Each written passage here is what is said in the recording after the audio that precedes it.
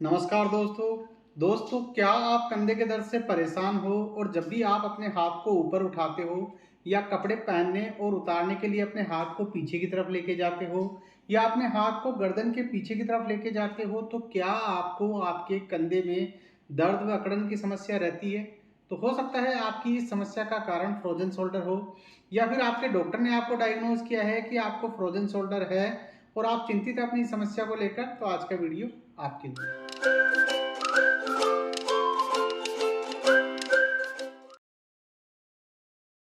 मैं doctor C L Sen स्वागत करता हूं आपका हमारे चैनल डॉक्टर सेन फिजियो में। और आज इस वीडियो में मैं आपको फ्रोजन शोल्डर यानी आपके जाम कंधे को खोलने के लिए ऐसी ही कुछ बेस्ट और मैजिकल एक्सरसाइजेस इस वीडियो में बताऊंगा, जिनको अगर आप फॉलो करते हैं तो उससे आपको आपकी कंधे की जो रेंज है वो भी इंप्रूव होगी और आपके कंधे में जो दर्द है वो भी कम होगा। और अगर आप इन एक्सरसाइजेस को रेगुलरली फॉलो करते हैं तो आप अपनी फ्रोजन शोल्डर की समस्या को कंप्लीटली ठीक करने में कामयाब होंगे।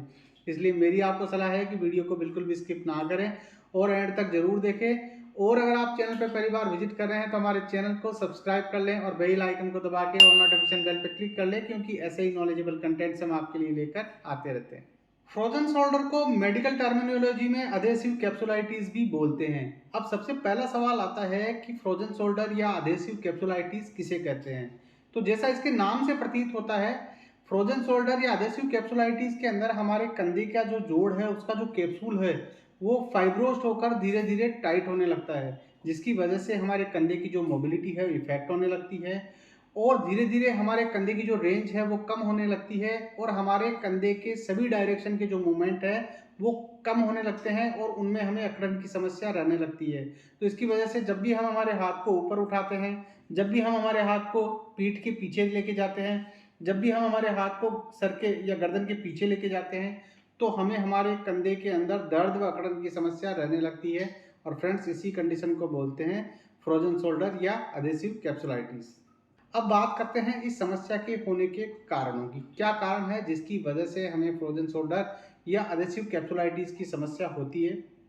तो इसमें जो सबसे फर्स्ट और मोस्ट इंपॉर्टेंट कारण आता है वो आता है फ्रेंड्स डायबिटीज मेलाइटस।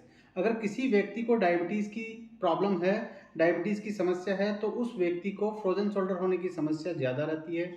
इसके अलावा किसी चोट या सर्जरी की वजह से लंबे समय तक हमारा कंधा है वो इमोबिलाइज रहे तो उसकी वजह से भी हमें फ्रोजन शोल्डर की समस्या हो सकती है। इसके अलावा तीसरा जो मोस्ट इंपॉर्टेंट कारण आता है वो आता है अगर हमारे कंधे का जो मैकेनिक्स है वो डिस्टर्ब रहने लगे, यानी हमारे जो कंधे का जो पोस्चर है वो खराब हो जाए। अगर कोई व्यक्ति लंबे समय तक एक ही कंधे की करवट सोता है तो उसकी वजह से उस कंधे का जो पोस्चर है वो खराब हो जाता है और उसकी वजह से उस कंधे की जो मैकेनिक्स है वो खराब हो जाती है और उसकी वजह से भी उसको फ्रोजन शोल्डर की समस्या हो सकती है। तो ये तीन मोस्ट इंपॉर्टेंट कारण है जिसकी वजह से फ्रोजन शोल्डर या अधेसिव कैप्सुलाइटिस की समस्या किसी भी व्यक्ति को हो सकती है। अगर आपको फ्रोजन शोल्डर या अधेसिव कैप्सुलाइटिस की समस्या है तो मेरी आपको सलाह है कि एक्सरसाइज शुरू करने से पहले अपने डॉक्टर या फिजियोथेरेपिस्ट से अवश्य कंसल्ट करें, जिससे ये प्रॉपर्ली डायग्नोज हो सके कि आपकी समस्या का कारण अधेसिव कैप्सुलाइटिस या फ्रोजन शोल्डर है। और अगर आपको मेरे से कंसल्ट करना है तो आप वीडियो कॉल करके 1-to-1 मेरे से कंसल्ट कर सकते हैं, जिसका नाम मात्र का शुल्क लगता है। अब आपका ज़्यादा समय नहीं लेते हुए शुरू करते हैं एक्सरसाइजेस। इसमें जो सबसे फर्स्ट एक्सरसाइज हम करेंगे वो करेंगे फ्रेंड्स पेंडुलम एक्सरसाइज, जो कि मैंने पिछले कई वीडियो में भी आपको बताई है। और उस एक्सरसाइज को करने के लिए हम क्या करेंगे, हम हमारा जो सही वाला हाथ है उसको तो हम इस तरीके से किसी चेयर पे या किसी प्लेटफॉर्म पे हम टिका देंगे इस तरीके से। और फिर हम दूसरे वाले हाथ में क्या करेंगे, इस तरीके से 2 से 3 किलो का एक डंबल लेंगे। अगर आपके पास इस तरीके का डंबल नहीं है तो आप इसकी जगह घर में जो हमाम दस्ते के अंदर जो मोस्टली यूज होती है उसको यूज कर सकते हैं, नहीं तो आप कोई भी वजन इस तरीके से अपने हाथ में ले सकते हैं। और दूसरे वाले हाथ को आप इस तरीके से चेयर पे या किसी प्लेटफॉर्म पे आप टिका दें और फिर आप इस तरीके से नीचे झुक जाएं। और फिर आप क्या करेंगे, सबसे फर्स्ट जो एक्सरसाइज करेंगे उसमें हम हमारे हाथ को इस तरीके से आगे और पीछे इस तरीके से मूवमेंट करेंगे। इसमें ध्यान ये रखना है फ्रेंड्स कि हमारा जो कंधा है वो बिल्कुल रिलैक्स रहना चाहिए। और इसको वजन से करने से हमें दो फायदे मिलेंगे। पहला फायदा तो ये मिलेगा कि वजन हमारे कंधे के जोड़ में ट्रैक्शन क्रिएट करेगा और दूसरा फायदा ये मिलेगा कि ये हमारे मूवमेंट को मोमेंटम प्रोवाइड करेगा। इससे हमारे को जो मूवमेंट है उसको करने में भी थोड़ी आसानी होगी। इस तरीके से हम 10 से 15 मूवमेंट आगे पीछे करेंगे। फिर 10 से 15 मूवमेंट हम साइड टू साइड करेंगे इस तरीके से, और फिर 10 से 15 मूवमेंट हम इस तरीके से पहले क्लॉकवाइज करेंगे, और फिर 10 से 15 मूवमेंट हम इस तरीके से एंटी क्लॉकवाइज करेंगे। इस तरीके से हम इस एक्सरसाइज को सभी डायरेक्शन में करेंगे, और इस एक्सरसाइज को करने से भी हमें काफी अच्छा फायदा हमारे फ्रोजन शोल्डर की समस्या में मिलेगा। अगली एक्सरसाइज है, उस एक्सरसाइज को करने के लिए हम क्या करेंगे, हम इस तरीके का एक पाइप का टुकड़ा या कोई लकड़ी का टुकड़ा हम ले लेंगे, और उस लकड़ी के टुकड़े या पाइप को हम इस तरीके से दोनों हाथों से इस तरीके से सामने पकड़ लेंगे, और फिर धीरे धीरे हम हमारे दोनों हाथों को इस तरीके से पूरा ऊपर उठाएंगे, 1 से 2 सेकंड रोकेंगे, देन धीरे धीरे हम वापस उसको नीचे लेके आएंगे। इस तरीके से हम इस एक्सरसाइज के इनिशियली 10 रेपिटेशन करेंगे, फिर बढ़ाते हुए 15 और 20 रेपिटेशन तक हम इस एक्सरसाइज के कर सकते हैं। इसके बाद में नेक्स्ट जो एक्सरसाइज हम करेंगे वो करेंगे अबडक्शन की रेंज को इंप्रूव करने के लिए। और अबडक्शन की रेंज को इंप्रूव करने के लिए मान लीजिए आपको इस कंधे में दिक्कत है, तो आप क्या करेंगे, आप इस जिस भी हाथ में आपको जिस भी कंधे में दिक्कत है उस हाथ को तो आप इस तरीके से पकड़ लेंगे, और दूसरे हाथ को आप इस तरीके से पकड़ लेंगे। फिर आप दूसरे हाथ से, जो आपका सही वाला हाथ है, उस हाथ से इस तरीके से पुश करेंगे, और धीरे धीरे अपने हाथ को इस तरीके से पूरा ऊपर उठाएंगे, 1 से 2 सेकंड रोकेंगे, और फिर आप नीचे ले आएंगे। आप सही वाले हाथ से अपने जो अफेक्टेड हैंड है उसको इस तरीके से पुश करेंगे, पूरा ऊपर उठाएंगे, 1 से 2 सेकंड रोकेंगे, और फिर वापस नीचे ले आएंगे। इस तरीके से आप इस एक्सरसाइज के लिए इनिशियली 10 रेपिटेशन करेंगे, फिर बढ़ाते हुए 15 और 20 रेपिटेशन तक आप इस एक्सरसाइज के कर सकते हैं, और इससे आपके कंधे की जो अबडक्शन रेंज है वो काफी इंप्रूव होगी। इसके बाद में नेक्स्ट जो एक्सरसाइज हम करेंगे पाइप से, उसको करने के लिए हम क्या करेंगे, हम हमारे दोनों हाथों को इस तरीके से पीछे लेके जाएंगे। शुरुआत में मान लीजिए आपका हाथ जहां तक जा रहा है वहां तक पीछे लेके जाएं, और फिर उस पाइप को आप इस तरीके से पकड़ लें, और फिर धीरे धीरे अपने हाथों को ऊपर उठाते हुए पाइप को इस तरीके से ऊपर लाने की कोशिश करें। 1 से 2 सेकंड रोकेंगे, देन रिलैक्स, ऊपर उठाएंगे, 1 से 2 सेकंड रोकेंगे, देन रिलैक्स। और जैसे जैसे आपकी रेंज बढ़ती जाए वैसे वैसे आप अपने हाथों को इस तरीके से पास में लाते जाएं, 1 से 2 सेकंड रोके, देन रिलैक्स। जैसे जैसे आपकी रेंज बढ़ती जाए वैसे वैसे अपने हाथों को पास में लाते जाएं, 1 से 2 सेकंड रोके, देन रिलैक्स। इस तरीके से आपके हाथ की जो इंटरनल रेंज है वो काफी इंप्रूव होगी।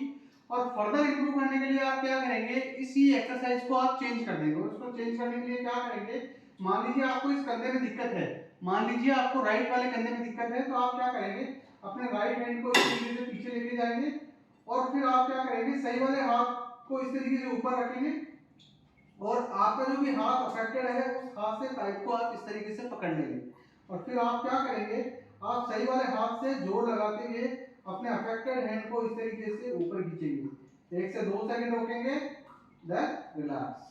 इससे आपकी जो इंटरनल रोटेशन की जो रेंज है वो कंप्लीटली आ जाएगी। 1 से 2 सेकंड रोकेंगे, देन रिलैक्स। और जब आप अच्छी रेंज आपके कंधे में आ जाए तो आप इसी एक्सरसाइज को चेंज करने के लिए क्या करेंगे, आप अपने सही वाले हाथ से अपने अफेक्टेड हैंड को इस तरीके से ऊपर उठाएंगे, 1 से 2 सेकंड रोकेंगे, देन रिलैक्स। सही वाले हाथ को जब आप दबाएंगे ऊपर से तो आपका जो अफेक्टेड हैंड है जिस भी हाथ में आपको दिक्कत है वो इस तरीके से ऊपर उठ जाएगा, 1 से 2 सेकंड रोकेंगे, देन रिलैक्स। इस तरीके से आप इस एक्सरसाइज के लिए इनिशियली 10 रेपिटेशन कर सकते हैं, फिर बढ़ाते हुए 15 और 20 रेपिटेशन तक आप इस एक्सरसाइज के कर सकते हैं, और इन तीनों एक्सरसाइजेस को करने से आपके कंधे की जो रेंज है वो काफी अच्छी इंप्रूव होगी। इसके बाद नेक्स्ट जो एक्सरसाइज आप करेंगे वो करेंगे टी पुली एक्सरसाइजेस। इस तरीके की एक टी पुली है वो हमें मार्केट में मिल जाती है। अगर आपके पास इस तरीके की टी पुली नहीं है तो लिंक मैंने नीचे डिस्क्रिप्शन बॉक्स में दे रखी है, वहां से आप जाकर परचेज कर सकते हैं। और इस तरीके की टी पुली को यूज करने का फायदा क्या है कि आप इसको अपने दरवाजे के अंदर या अपने हैंगर के अंदर या किसी भी जगह आप लगाकर इससे अपने फ्रोजन शोल्डर की जो एक्सरसाइजेस है वो कर सकते हैं, और इससे इफेक्टिवली फ्रोजन शोल्डर की एक्सरसाइज होती है, और इससे आप काफी अच्छी रेंज है, अपने कंधे की जो रेंज है वो इंप्रूव कर सकते हैं। तो इसमें दो तरह की एक्सरसाइज मैं आपको बताऊंगा। पहली तो हम करेंगे हमारे जो हाथ की जो इंटरनल जो रेंज है उसको इंप्रूव करने के लिए। तो इसमें जो सबसे फर्स्ट एक्सरसाइज हम करेंगे, उस एक्सरसाइज को करने के लिए हम क्या करेंगे, हम हमारी जो पुली है उसके एक सिरे को हम इस तरीके से नीचे ले जाएंगे, और फिर हम हमारे अफेक्टेड हैंड से, मान लीजिए आपको इस हाथ में दिक्कत है, यह हाथ आपका पीछे नहीं जा रहा है, तो आप क्या करेंगे, एक सिरे को इस तरीके से उस हाथ से आप पकड़ लेंगे, और दूसरे सिरे को आप इस तरीके से सामने पकड़ लेंगे अपने सही वाले हाथ से। फिर आप क्या करेंगे, जब आप अपने सही वाले हाथ को इस तरीके से नीचे खींचेंगे तो आपका जो अफेक्टेड हैंड है वो इस तरीके से ऊपर उठता जाएगा।